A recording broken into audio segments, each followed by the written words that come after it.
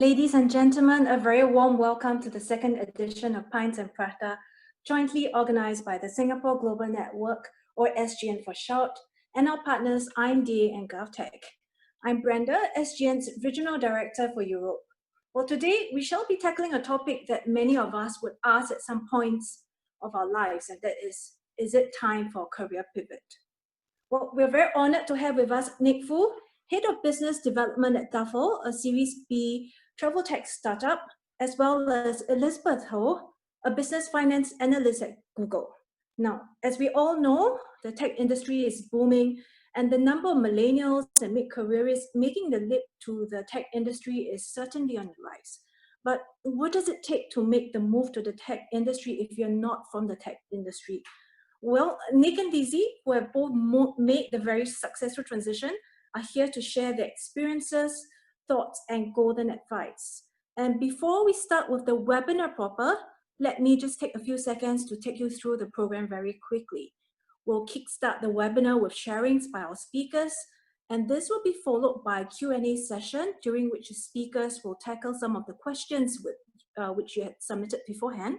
And if you haven't done so, or if you have new questions, you can submit the questions via the Q&A button. Please participate actively by voting questions that you'd like to see. And we really want to make this session as relevant as possible for you today. So without further ado, let's get started. Over to you, Nick and Lizzie. Hi, very good afternoon, everyone. Lizzie, are you around? Yes, I am. Hello. Very good afternoon, everyone. I think I'll probably be going first. So Lizzie has been very gracious to allow me to start first, and please stay around. I definitely would love for us to hear Lizzie's story. So without further ado, thank you. I hope everyone is safe and well in these very challenging times. Very good day to all our friends who are dialing in from outside the UK. It is good afternoon and a very sunny sunshine in London here in the UK. So thank you very much for joining us. I love to take country walks with my wife. I get excited driving down country roads. I love music. I love jazz. I enjoy the creative arts. I love photography. I really enjoy cycling. I'm a Liverpool Football Club fan, and I used to be a Boy Scout. I thought you should get to know a little bit about me. And so if you have already not figured out, my name is Nick. I'm a Singapore boy living in London. Today, I'm going to share my unplanned journey to tech. I'm very, very grateful for the opportunity, and thank you to the organizers for allowing me to look back. It's not an extraordinary story. Why I want to share this with anyone is that hopefully you'll take away something from it, something that inspires you forward, something that sparks a thought to rethink, to think about where you are in your career and your life. And as with any good story, I'd like to start with once upon a time. So once upon a time, I finished military service in Singapore. And in 2006, I went to the University of Warwick in the UK to study philosophy, politics, and economics. And it was my first time out of Asia at that time. At that time, I hadn't heard of startups, never even crossed my mind to join tech. After all, I did philosophy. At that time, what was cool was investment banking and consultancy. And so, as following the path of any good Singaporean who was ambitious then, I joined the Royal Bank of Scotland in London in 2008 for a summer internship. And I thought I was the king. I had an investment banking pass, I thought I was cool. So that was what was cool then. I then didn't do my master's, although I was given the opportunity to in the US, but I headed back to the Singapore Tourism Board during the financial crisis in 2009. I was fortunate enough to get a scholarship with them, so I started my job. I had a job waiting for me in 2009 during that crisis, so I was very, very fortunate on my part. And that was my first job that lasted for 7 long years. In that 7 years, I covered different functions: strategy, planning, branding, marketing, partnerships, business development, urban planning, and I looked after the Malayan as my day job. I used to joke about it as if it was not real, but it was real. My job was to look after the Malayan and clean the Malayan. In those 7 years, I was also given the opportunity to live in India. I was posted to India, life-changing. It molded me who I was. I went there on behalf of the Singapore Tourism Board, but I also found time to make friends and start a non-profit there, and appeared on the celebrity page of the newspaper, Organised art exhibition, made best friends. I liked the Nick Fu that was in India. Yeah? So back then, I started a blog, I started my Instagram called Singapore Boy in Delhi. And after doing 3 years there, midway through my time at STB, the Singapore Tourism Board, I decided I needed a break. And so off I went to Sotheby's, which is the world's second largest art auction house. And I studied art and business. I felt it was time to do something for myself. So I did that for half a year. And then in 2013, I went back to full-time work at the Tourism Board. I was fortunate to do a 2-year project that traveled the world. And I got promoted to head of department to look after the Malayan. But nonetheless, it was, it was career milestone achieved to become the head of department. But somehow I didn't feel fulfilled. The creative, the artist in me felt that I couldn't express myself. I felt like I had to tiptoe around a little bit, and you had to buy your time. So tahan, go up high enough so you can make the change. Right? And I remembered how it felt like to be a university student, to study at Sotheby's when I was living in India, that independence, that freedom to create, the allowance to ask why, the allowance to be curious, to keep learning, to keep moving forward. I missed that. And so I decided to start exploring for new opportunities. And while I was doing that, I had my own first photography exhibition, and I aptly named it For Your Approval, Please. Very reflective of my time in my government service, where a lot of the time that we had to spend, and rightly so, was to seek approval from your boss. And then your boss seeks your boss's boss approval, and so on. So I was very lucky. Tech found me. Grab knocked on my door. And after going through a very challenging interview, I joined Grab in 2016. For those of you who may not know Grab is today a $14 billion company based out in Singapore that serves the Southeast Asian market of 650 million people. It started out as a taxi hailing company, then a ride hailing company, and today it does everything, a super app, if you may. But when I joined them, they were barely just starting out as a taxi hailing company. I joined as a solo business development manager, or BD manager, as they call it then. And I did merger and acquisition, AKA sales, strategic partnerships. My hiring manager today, I'm very proud, is the managing director of GrabPay, the e-commerce, e-payment wallet service at Grab today. He was a consultant. And so he asked me, hey Nick, if I could do modeling.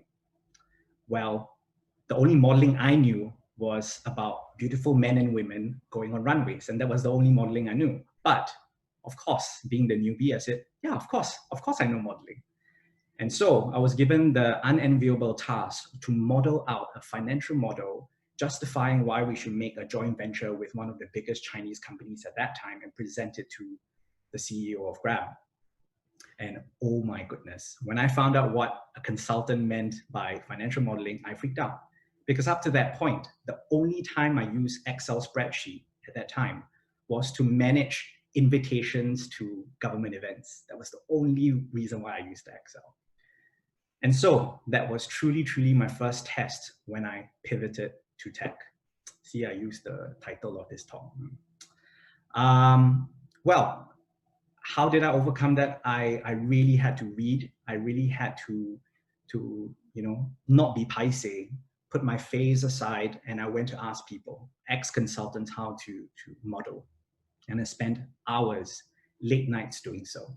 I wasn't very good, but I learned. And then that was the first hurdle. The next hurdle that came along were mind-blowing. I started to learn what OKRs are. For those of you who don't know what OKRs stand for, probably good for you to look it up if you wanted to join tech. It stands for Objectives and Key Results, what some of us know as KPIs, which is fundamentally slightly different a concept. I learned that everything in terms of, so boss, what's the target? And the answer is always 10x. Not in percentages, but the multiples of 10. Right? I learned about stand-ups, all hands, all these words and concepts I never had any idea about. The one thing I did realize at Grab was that there wasn't a single team that had the word innovation in it, right? Because when I was in government service, there were so many of these innovation teams. And yet here I came to supposedly one of the most innovative companies in Southeast Asia at that time, and it didn't have a team that had the word innovation in it. And I thought it was very interesting. So on to my journey, I hit all my KPIs, my OKRs. I got bored. I signaled to my bosses that I was getting bored. And so off they sent me to Jakarta and made me the head of business development there. There, I really was very grateful to build a team of 15 brilliant minds. We started new businesses, a gift voucher business that grew into a $10 million a year business, started a subscription service. If some of you know about Grab's subscription service, I was very fortunate to be there when it all began. We started it together with my team. And I was very fortunate to go through the acquisition of Uber Southeast Asia. So Grab acquired Uber Southeast Asia. And then I got married in 2017. And then started to think with my wife about a possible life in the UK. Well, obviously we made it, so here I am. I also got an itch, and that was probably just about a decade into starting work. And then I had an itch to start my own business, to be what they call a tauge. And you know what? My wife said, just do it. You know, money you can earn later, opportunities like that don't come. And so in 2018, I decided to take a sabbatical from Grab. I went out to start an e-commerce business. Fortunately, it's still running today, small one. I got into cryptocurrency and I've cashed out, thank you. I got into fintech, I got into product management. I didn't know what was product too much then. I got into it and started to become a startup consultant, both for startups in Singapore and in the UK. And to any of you who are thinking of going to startups, my one quick piece of advice is just go out and give it a try. Go out and give it a try doesn't mean asking you to quit your job, but just go out and volunteer your time. Go out and say, let me do some things for free. What's the harm? So then I looked for jobs in London. Now, for any of you who are thinking of making this switch, this is real. I did over 100 plus applications in about 4 months. I met at least 2 new people of decision-making level a week for 5 months straight. So Duffel took pity on me in 2019 and decided to allow me to join them as the head of business development. And that's when I ended my sabbatical, left Grab, and I moved here to the UK. One of the reasons why, maybe we can go into it a little later, is I wanted to try an early stage startup. I wanted to test if I had the superpowers of turning something from 0 to 1. For some of those of you who know, 0 to 1 is a great book, which I think is a great resource for you to look at if you want to come into startup. So just understand the startup world. Now it's coming quickly to a time where I would like to hand over to Lizzie, who has a very, very interesting journey. But before I leave you, like with any good story, I would like to leave you with some lessons or things I took away from my journey. And I hope these 5 things I'm going to share with you in my pivot to tech will be useful for some of you out there. And of course, you can ask more questions about this later on. So here's the 5. So the first thing I learned was take action, not just take notes. When I was in government, I was an expert at 2 things: making slides and taking notes. Amazing notes. I used to take notes for ministers, for chairmen, amazing. And I still remember my first meeting I attended at Grab. I took a brilliant amount of notes. This was between the Grab CEO and some high up partner. And the feedback that came was, Nick, that was a brilliant set of notes, but actually I only needed the last 3 lines of your notes, which were the next steps of the action items. And that for me was a big aha moment, that in the startup world, taking action and taking accountability of who's going to do those actions is more important than painting narratives. Yes, painting narratives and stories were important, but actions speak louder than, in this case, words. So that's the first thing. Take action, not just notes. The second thing I learned was think 10x. When you're setting this quarter's targets to next quarter's target, don't think about, 20% increment per quarter. No, think 1x, think 2x, think 3x. Always set those crazy goals. And of course, the quick reaction, some of us might say, oh, that's very impractical, cannot do, must be realistic.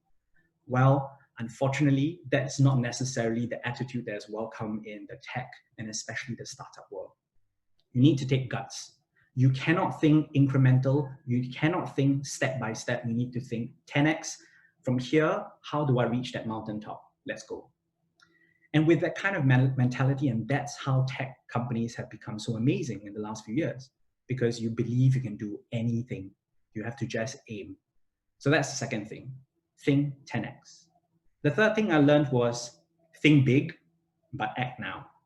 So if I say, I want to get to the mountaintop, in startups, especially in startups, so tech is not just startups, right? Lizzie will show you that tech is not just startups, but in startups especially so, you can't necessarily take the next 5, 10 days or years or months planning to get to the mountaintop.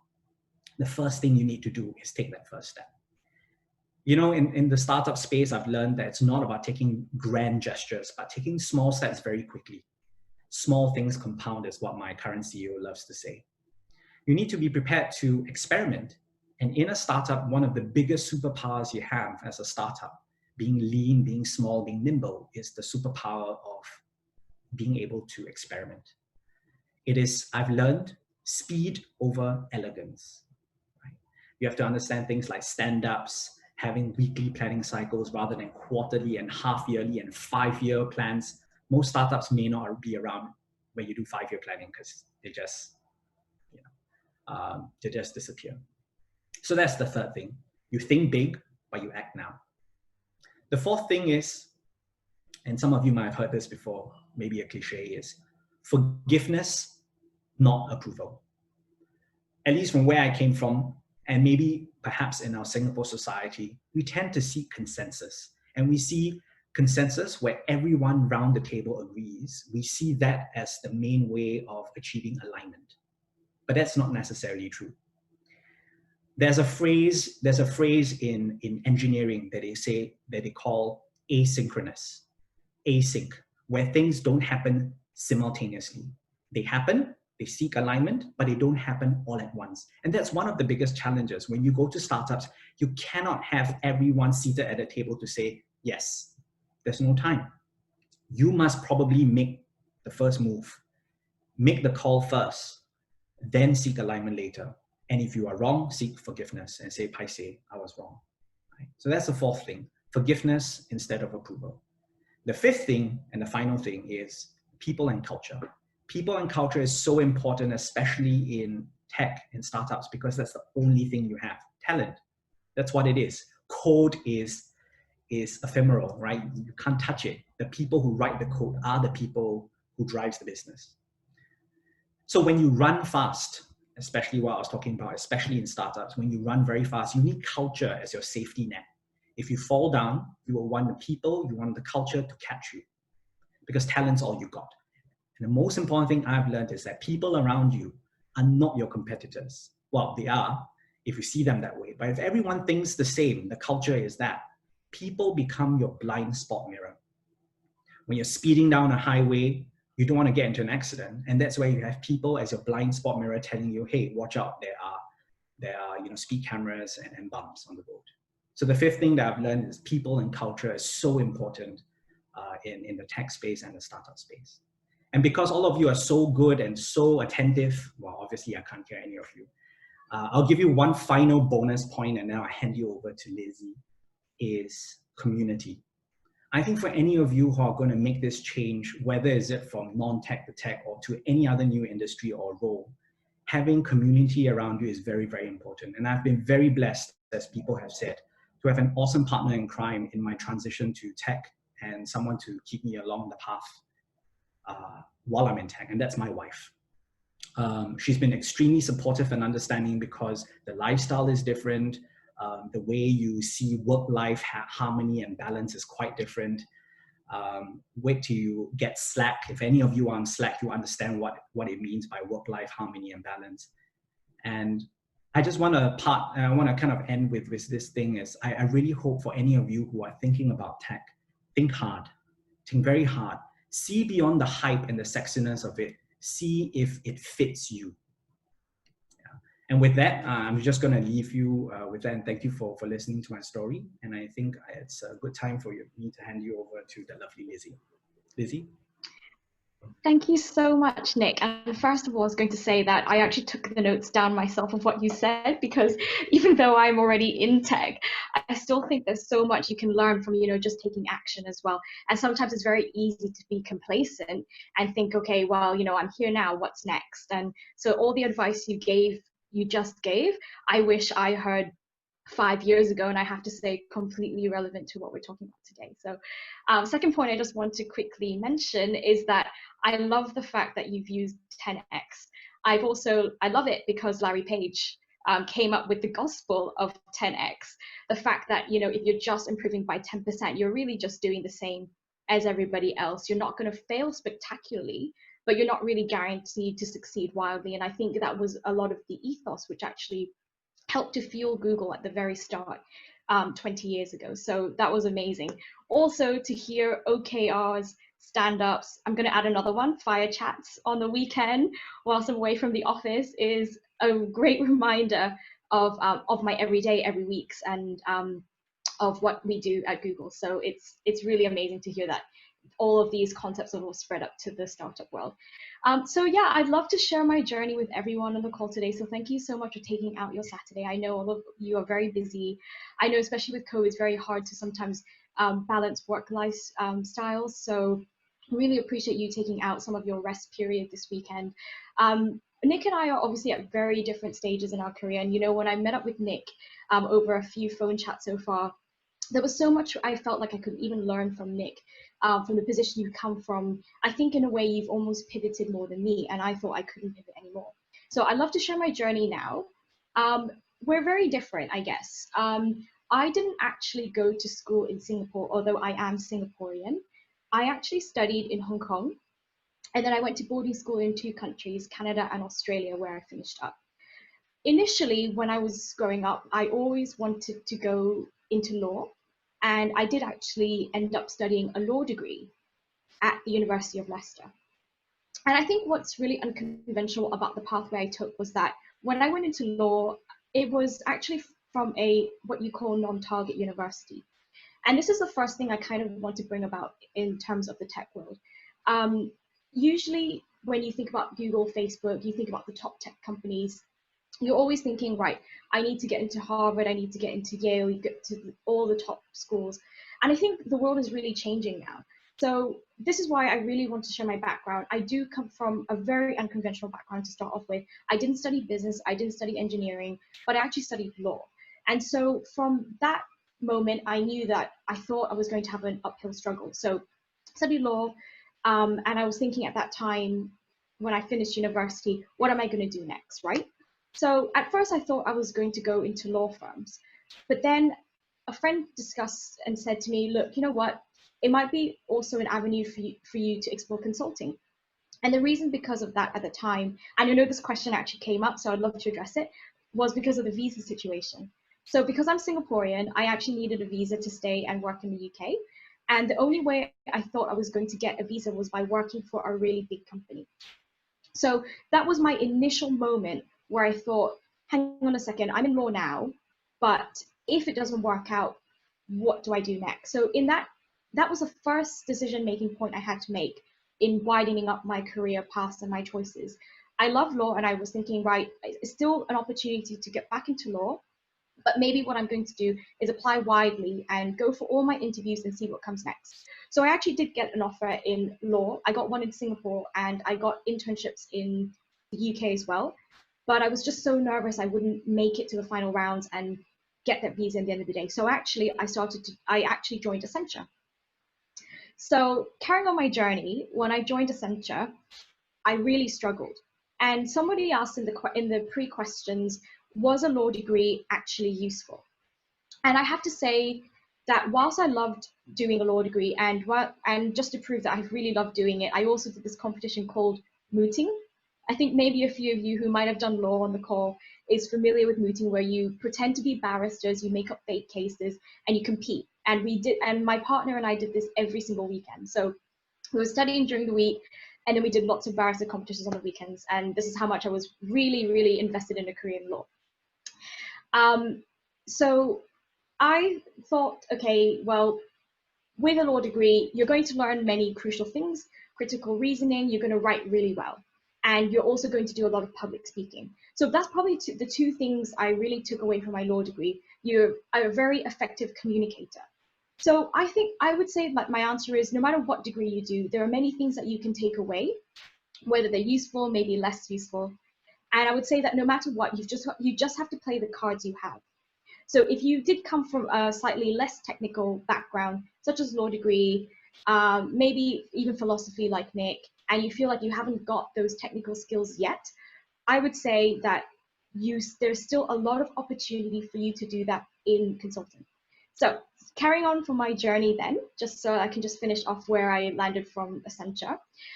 When I started out at Accenture, it was really, really tough. There were weekends where I was working or trying to build up my technical skills.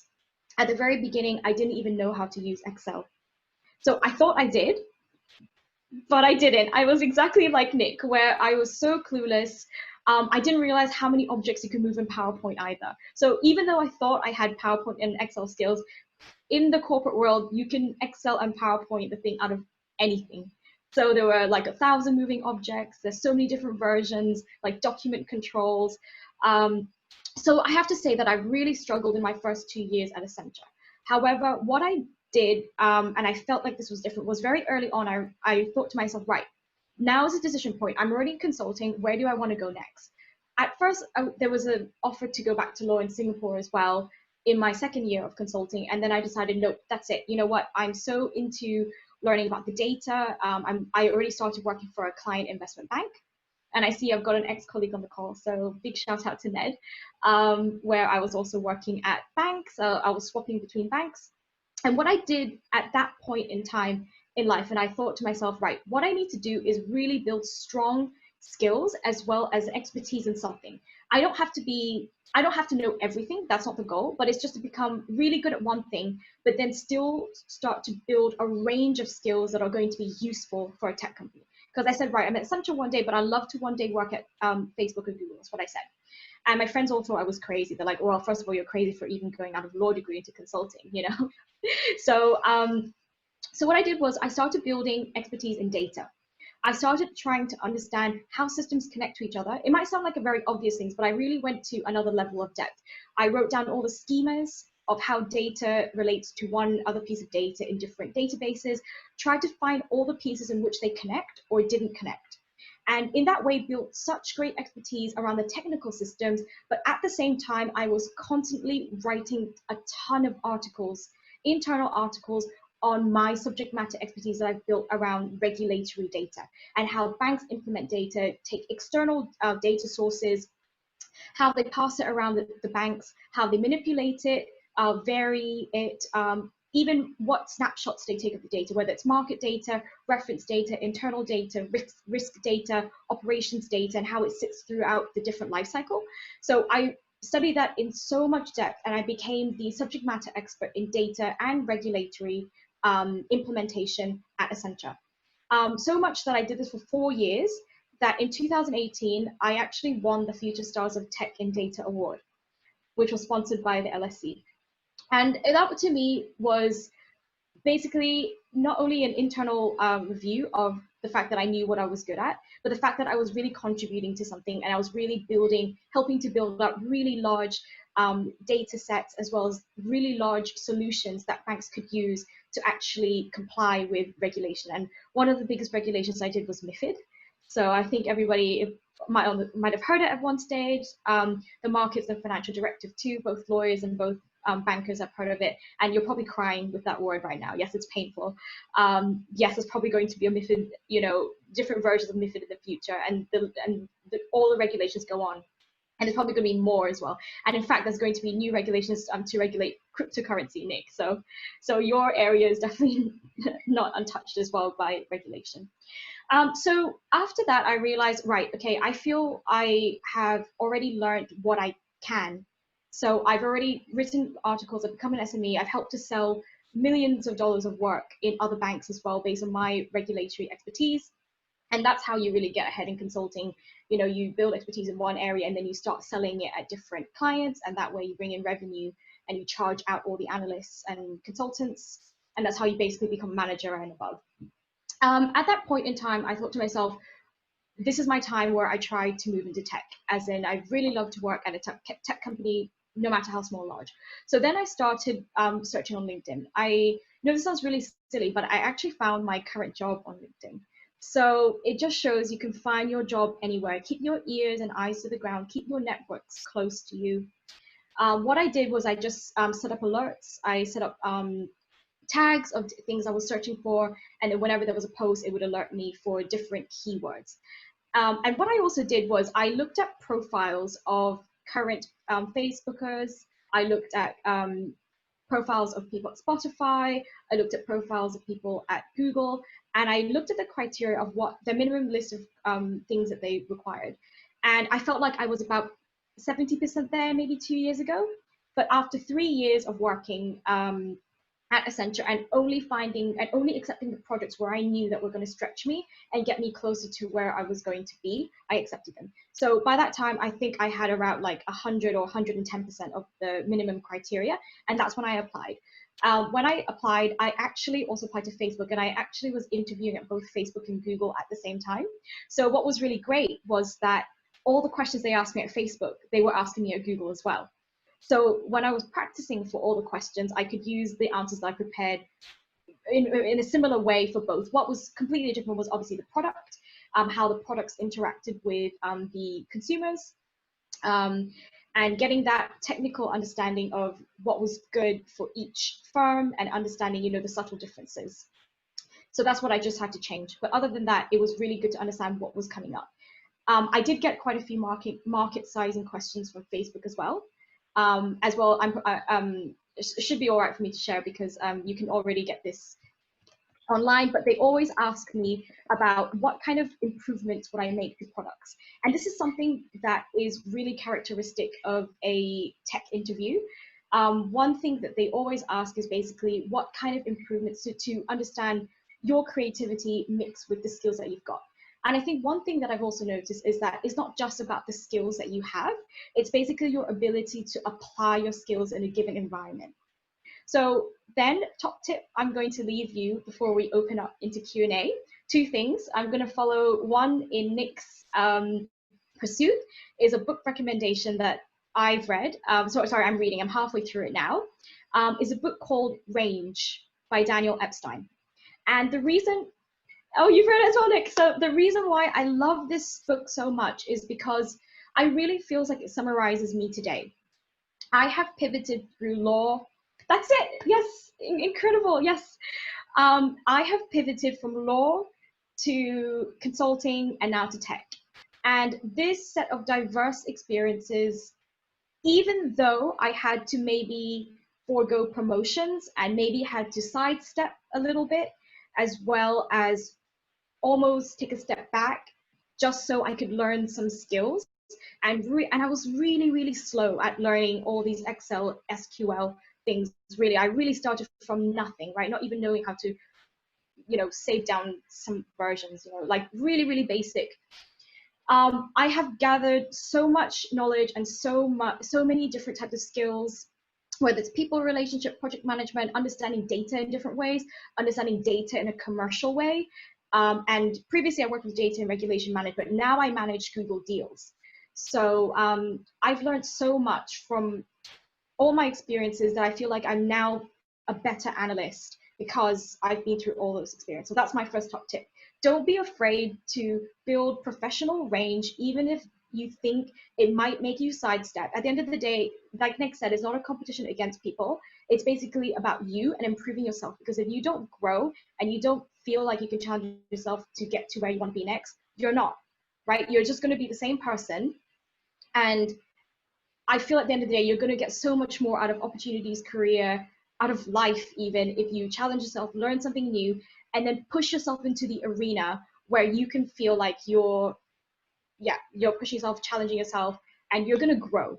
So that's what I encourage you to step into the arena and fight for what you want.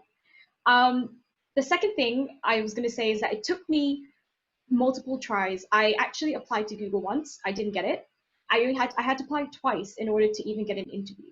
And it's a long process. So that's what I want to say. And I'm very happy now to answer all the questions which you guys are now writing in. I know there were lots of pre-submitted questions on the chat. But yeah, really happy to start to dig deep and give you more tips. Thank you so much, Lizzie. Thank you. I'm pretty sure everyone, all 104 participants are clapping. But it's this weird thing that we have we're talking to 104 people and joining, all sharing together, but we can't hear or see each other. So we need to keep each other entertained. So thank you. Thank you so much for sharing. I think now what we'll do is that there were loads of questions that came in. Shall we take a stab at some of them? Yeah. So let's look at this list. Yeah, absolutely. Anyone that springs up maybe under the personal section, we can start with the personal section. Yeah, for sure. Do you want to go really through your personal questions first? Sure. Let me take a practical one and then see if you want to jump in, because there's quite a number of Singaporeans here. There are also non-Singaporeans, so pardon us if we use certain language or terms that's not too familiar. So one of the questions that came in, were there any concerns regarding pay cuts during a shift in industry? Well, so the answer I'm going to quickly share is it depends. I mean, Lizzie can jump in. I made the choice. It was a conscious choice to go to an early stage startup. For some of us who don't know what an early stage startup is, so startups today, I don't know if a lot of you know, a company is a startup when it is not making revenue in order to fund its operations and expenses, right? It is basically spending beyond its means, which is a no-no in Asian culture, which is a no-no in business school, but that's what startups are. In order for startups to be spending more than what they are earning, they need to have a whole pool of investment, right? And that's where venture capital comes in, right? Venture capitals are people who group money together and lend that money to startups so they can spend beyond their means. Sounds like a horrible deal, but that's how the startup world begins. And that's how companies like Google have grown into what it is today, right? It started as a startup. Now, for sure, if you're coming from a stable corporate job and going to startups, you do need to be prepared to take a pay cut. It's just the reality of it, especially in early stage startups, especially if you're new to the tech space. And no startup will say, oh, okay, you've never been in tech, come on over and I'll give you the same pay. There's no way. Yeah? So I think you have to be very clear on when you mean tech, which stage of tech do you want to be in? Early stage startup, where they use terms like seed stage startup, pre-seed stage startup, Series A and Series B. And then there are those who are Series C and Series D. Just to give you some idea for the Singaporeans, Grab is Series G at the moment, right? So maybe you can knock on Grab's door and ask for your current pay, but there's also a chance they'll say, but why should I pay you that amount when there are so many other tech experienced people? So my point is, I think practically you do need to be open to the idea of potentially taking a pay cut. But to me, the idea is very simple. Joining an early stage startup is an alternative to going to MBA school. When MBA school, you need to pay. For me, being a startup, someone pays you to learn and coach you and teach you. So I thought I'll just address that. And Lizzie, if you have anything to add to that, please go ahead. Yeah, of course. I will probably attack this question from a non-starter perspective. Often the only way you can really get into a established tech company is by already showing that you can do the job and more. I think if you are thinking about pay cuts in the startup world, Nick's answer is exactly right, is exactly spot on, and I would also be prepared to take that cut in order to learn. I think at Google, though, they are really interested in someone who can add what they know and more. So basically, you won't be getting the job unless you can hit at least 90% of the criteria. And what they want to do is that whenever you come to Google, they actually want to incentivize you and pay you more. So I actually, when I joined Google, there was another one of my colleagues at Accenture who was also joining Google at exactly the same time. And already the pay increases were, even just comparing just the two of us, was substantially much higher. So I have to say that that's the reason why they can keep you there, and that's the reason why you would want to switch. So I would say that if you're looking at tech companies, try to always find jobs that you can do. And I guess a top tip for getting you there is always look in your immediate circle for the roles which are available, and say to yourself, right, if you're in finance, you should focus on, let's say, data management, SQL, or even cloud. So actually my colleague who did get a job at Google, she was a management consultant, but then she also focused on cloud expertise. So she still developed a range of consultancy skills and then built specialist knowledge in cloud. So I think the reason why Google hired her was because she was able to contribute, yes, the minimum amount, and she also had expertise in cloud. And so therefore, I wouldn't say that she would be getting a pay cut. Instead, she would probably be remunerated for her specialist skill. So slightly different angle from the startup space. Great, very complimentary, I think. Very, very sound practical advice. And if any one of you would like to clarify what Lizzie or I shared, please feel free to ask the questions in the Q&A section. I think that would be very useful. Lizzie, we have an interesting one. I'm not sure if we specifically mentioned it, but maybe well worth you starting off with. What compelled you to make that switch? I know you talked a lot about the switch. I don't know if you want to share your innermost feelings about that. Yeah, there's something that I'm very passionate about and very, very happy to share with you. So initially, I thought to myself that with technology, just in general, these companies have a lot of influence over our lives. I mean, if you look at Google, right, they have already 9 products with over 1 billion users each. The 9th one, I don't know if anyone has known, it was just recently announced, is Google Photos. And I think what I loved about all these tech products that were coming out was that they were so relevant to our lives. They were so quick in changing features, adding relevance. And the fact that they were just so useful to me made me realize, wow, I want to be part of that mission. I want to be part of the journey. I want to be helping in a company that was making these products used by people worldwide. Second thing was that at the time when I was applying, I knew that about 50% of the world's population was online already. And actually right now, I've just checked the statistics, it's actually 59% of the population. And so that to me sounded like there was a lot of growth heading in that direction in the tech world generally. And so I wanted to be part of that story. So the fact that I get to work with people working on different products, so the organization which I work in is Google Finance, and we basically have insight to a lot of the different products out there, how we monetize them, how we strategize on going to market as well. So we partner up with different teams. And to me, it just sounded like a very exciting journey and career to build my next stage in. Great, thank you. Let me just top that question up with my own motivations. I had a suspicion tech. I was looking for, like I said, I was looking for something where it gave me a bit more freedom, gave me some room to express creativity in solutions and to take ownership of those solutions where I saw fit. I wanted to work with very, very smart people. Now, all those things doesn't mean that I had to work in tech, but I had a sneaky suspicion that the way tech was growing, the way tech was approached as an industry at the tech workplace, it kind of fitted to what I was looking for. And that's any kind of general 2 cents worth I'll share with anybody, that go into tech because it suits you. And the only way for you to find out is to find out a little bit more how the day-to-day life of that potential role that you're going into, if that truly suits you. The other one thing I'll mention, and then Lizzie must surely have the same thing while making you agree with me already, is a lot of the roles that we have in the corporate space are not synced and aligned to the roles that you have in the tech space. You know, it's just that, I mean, product management and being a product manager in a software company is just very, very different if you came from an engineering company where it's physical product, you know.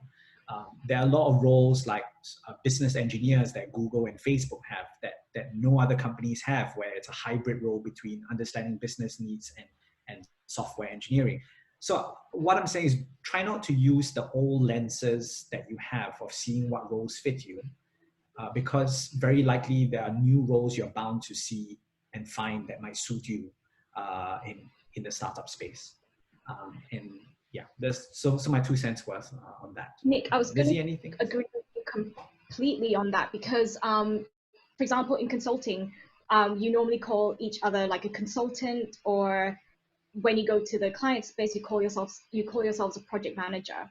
At tech companies, we don't really like to use such cover words.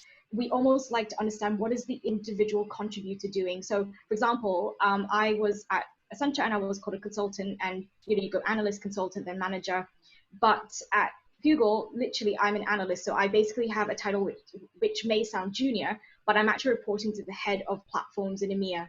So, and she's like she's literally the head of, like, you can't go much higher than that besides the director. So I feel like don't worry so much about titles. At the end of the day, you can always benchmark that against the actual work you're doing, because it's all about basically what does each individual do. And I think one really big difference with consulting is that you're always working with teams that might be sharing some of the work. So you've got one over project and it gets divided into 3 people, 4 people.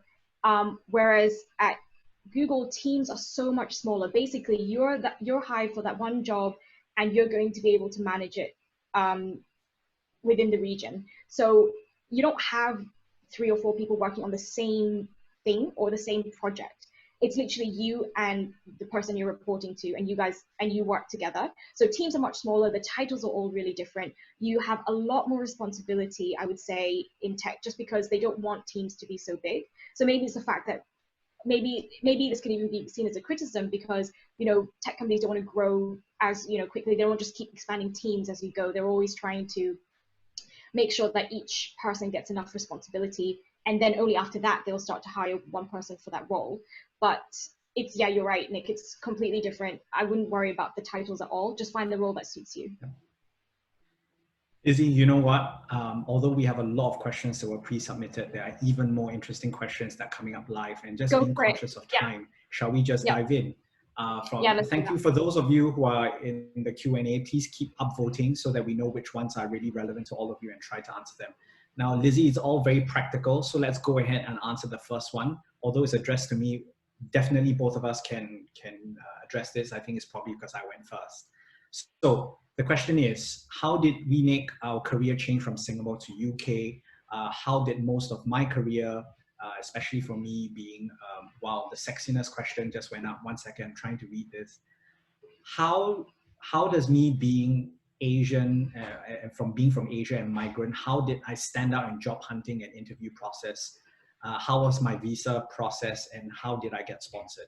Okay, so I'm going to take it first. Lizzie, you can then prep your answer. I think you will add a very good angle to this. So let's answer the easier question first about visa. I had a choice of being on a spouse visa, which because my wife is British. So one way is go marry a British person. That's honest, right? True. The second thing is I was also considering a tier 2 visa. A tier 2 visa is basically getting a company, a British company or European company to sponsor you. But here's the thing, if you're looking at startups, there's a high chance that the startups won't have the right kind of paperwork in order to sponsor you, just because it's a lot of paperwork. So you might be looking for a Series B, C, and above kind of company. Google will definitely do that. right? So, and the third kind of visa you can look at is Entrepreneurship Visa. I'm no lawyer expert, but just because it's fresh in my mind, if you think you want to start your business here, you definitely can, and you can apply for Entrepreneurship Visa. Speak to a lawyer. I'm sure there's some recommendations some people here can go around. I think the ladies from Singapore Global Network, Brenda, who had that lovely voice at the start, she can advise you. But ask around for advice on this. Yeah. On to career change from Singapore to UK, my experience being in Asia, blah, blah, blah. Allow me to break that down before I hand that over to you, Lizzie. So let's break that question down. I know I'm from Asia, and I know my experience is a lot based in Asia. I know I'm a migrant, right? But the question one needs to ask, how do those factors, right, affect my ability to perform the role that I'm going for, right? So say, for example, I do sales and business development. Yes, not being in the UK means I have less contacts to pick up the phone, right? And say, hey, you remember me? I went to school with you. Can we do a business deal? I can't do that here. In Singapore, I can, right? I literally pick up the phone and I have friends from everywhere and boom, a deal is done. So there's a gap, right? And I think that's what's more important. One needs to analyze, and this is my personal way of dealing with it. I try to acknowledge the differences. Yes, I'm Asian. Yes, I'm a migrant. But after acknowledging that, I need to do the analytics of how does that stop me from being good at the role that I'm applying for? Could it be other things that are more important? Could it be skill sets? Could it be capabilities? And one way I did it was I literally spent 2 to 3 months, and that's because I was on a good fortune, I was on a sabbatical. I came here to spend 2 to 3 months meeting, actually 5 months, meeting 2 people a week to understand what the market is about, what the market is looking for, and then make an assessment of where those gaps are, right? And in the end, I realized that actually a lot of my skills are quite relevant to what they're looking for in this market. Yes, I may not have the context or what they call the Rolodex here, but I believe that a good deal as a salesperson is not who you necessarily know. It's how you structure the deal, right? So I managed to convince obviously a few people that enough for them to offer me a job. But and if my answer is not adequate, please message me. Please message me on LinkedIn. Happy to go into further detail. But if I were to final words on this is try to see truly what is the gap between where you are today versus the role that you're playing. Because for example, if you're an awesome UX designer, it doesn't matter if you're Asian, it doesn't matter if you're a migrant, it doesn't matter at all. You're good, right? And I think UK bosses, UK managers are aware enough to see that. Lizzie? Yeah, so I want to break it down like you've done as well. Number one, tackling the visa question. Number two, how do you stand out, especially if you're Asian? So number one, visa. I did get sponsored by Accenture on a tier 2 visa. And at that time, I did the same interviews.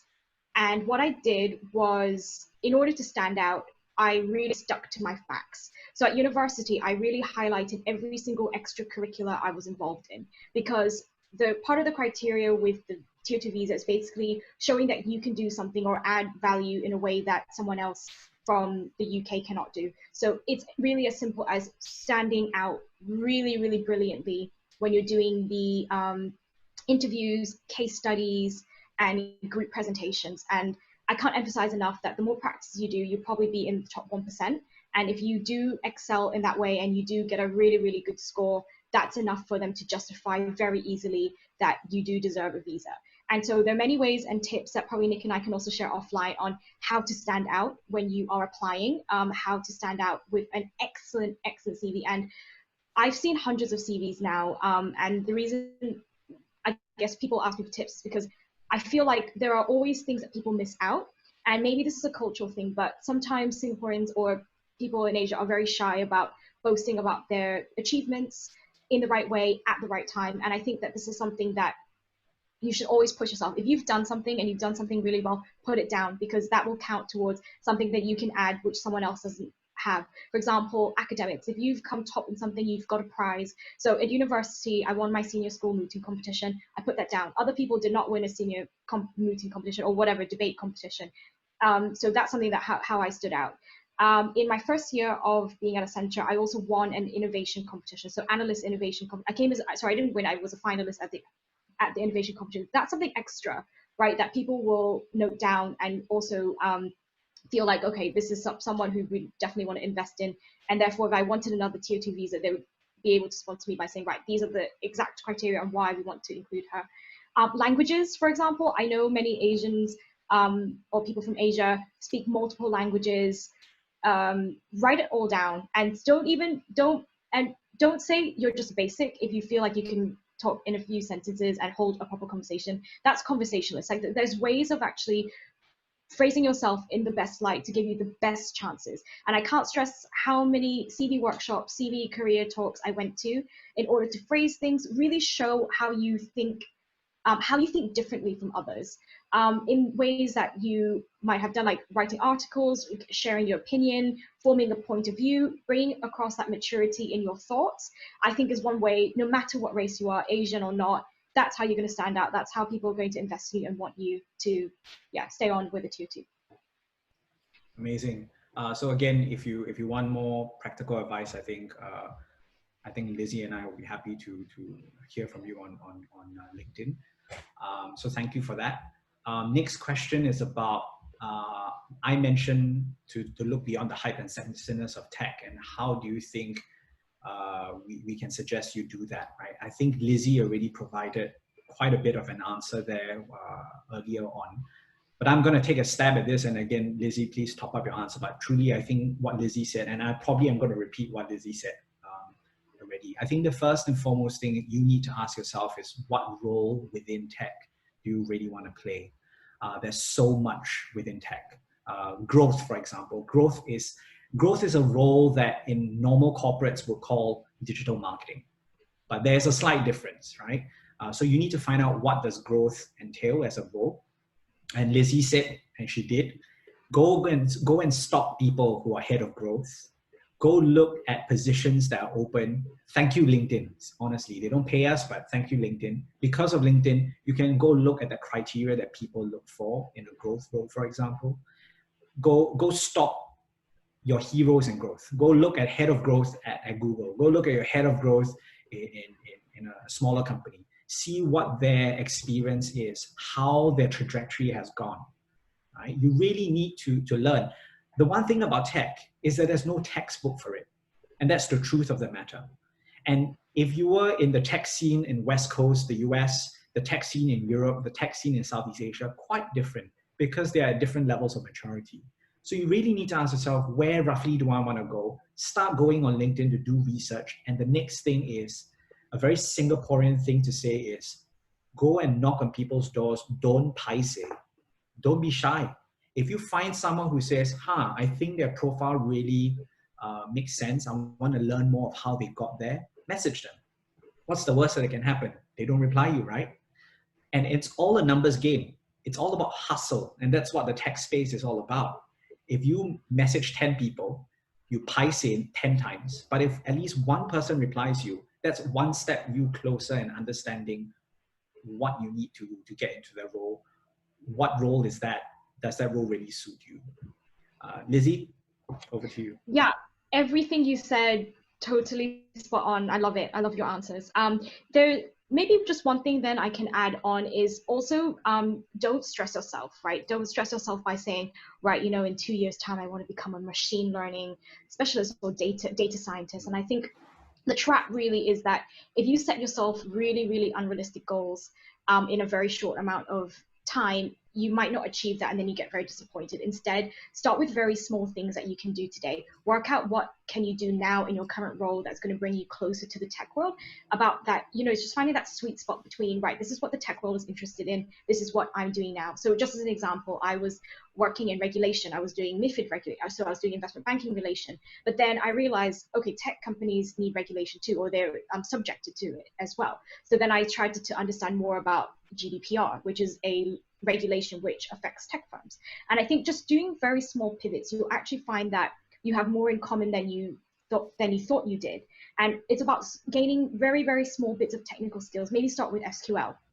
Right, I mean, I use SQL every day now, but I didn't before, and I had to start somewhere. So it's understanding, taking very small steps, finding what you enjoy, what you like, as Nick said, the right role for you, just gaining small bits, and then understanding, right, this is for me, this is not for me, then moving on. And once you've done a sampling period, then you realize, yes, this is what I want to specialize in, and just take those baby steps towards it. Because I know we got some questions, Nick, on like, what skills do we need? And it's actually more about what skills do you want to develop that you think you're going to be great in the tech world. Maybe approach it from that angle, and then you'll realize, well, actually there is so much more things in common than I thought. And yes, I can see myself as a project manager doing data or deals for a tech company one day, and you realize, oh wow, this is actually something that I do now. I just have to make small adjustments and small shifts and pivot in the right way.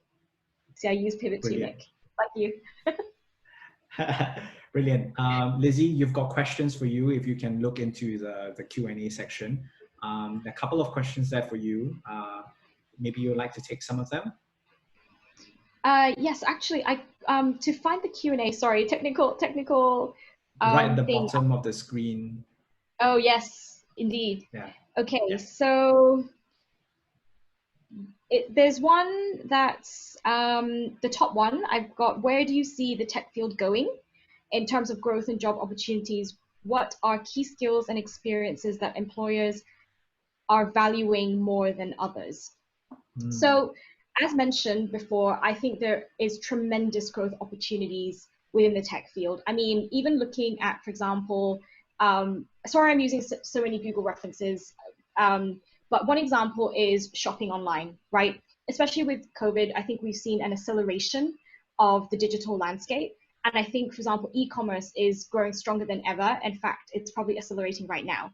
So even within Google, we've had Google Shopping, and even last year alone, we added 7 million more customers in the US alone. And I feel like there are so many pockets of areas which still have yet to be improved, digitalized. And I feel like in general, everything that you can think of now can probably be improved, right from shopping, right from getting even groceries on Amazon, down to, I don't know, getting lessons online. And I feel like everything now might be there, and you can also say that, oh, it's already there, so what else is there to bring? But I think with your creativity and your points of views, you might use a product in a way that people haven't thought of before, and therefore there's just so much scope to grow. So many new industries have yet to be created. I mean, even blockchain, like new markets, new currencies being created. It's pretty much endless. So basically, what topics are you interested in, and what point of view do you have? Do you feel like you've always wanted something to be better? And I think this is where some of your motivations can guide you into looking for an area in tech. So that's one answer. I've got one more. Shall I go for? Yeah, you have two more that's specifically for you. Yeah. Amazing. Okay, so so for Lizzie, how did you convince Accenture and Google to hire you with a law background? Yeah, asking as a lawyer, would love to hear it. Would love to connect with you offline as well. It was really hard. They were asking very difficult questions, as in, how are you interested in business? They were also asking about what kind of transferable skills I've gained within the law industry to then move into consulting. And what I focused on was some of the subjects I learned in law. So I did a lot of corporate law. I did a lot of corporate financing law. I also did a lot of insurance law, and that's actually where I wanted to do. I wanted to move into insurance as well as personal injury law. That was my initial career path. So it was really convincing them that I had such an interest for business growth, as well as for investment banking, that they thought that I would be someone who I could actually sell to their clients and add value from that side. And then latching onto the fact that I did regulatory analysis, so using that as a way in as well really helped, and saying, right, I did law, I understand commercial structures, I understand how contracts are also structured.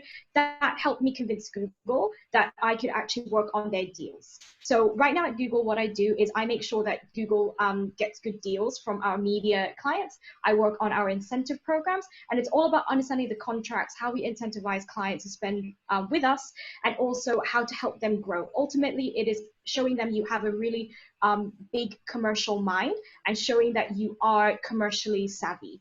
And it's all to do with keeping up to date, keeping interested in the world around you, and showing that you can make connections outside of your area, but applying all those fundamentals. Yes. Great. I think this. Thank you. We actually have time for one last question before we go into the after party, which you can ask more questions, but I think we need to wrap up on this. Shall we choose one more question to address, and then we can... Yeah, Nick, why don't you go for it? You go for the golden last.